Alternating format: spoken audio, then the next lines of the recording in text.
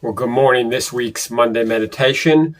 Again, I'm reading passages that communicate to us about the incarnation, the Christmas celebration, and we're going to read from Galatians chapter 4, and I'm going to read verses 4 through 7.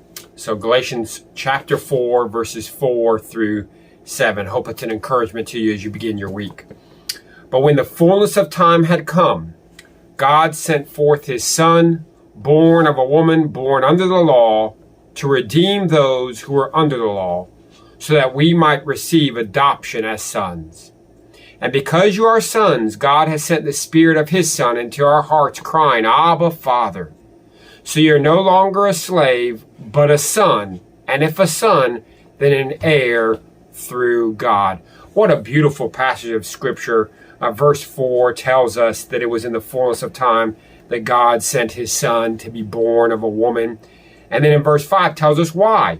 To redeem those who are under the law. I read a quote recently, and the pastor made this statement. He said, Jesus wasn't born to create a holiday.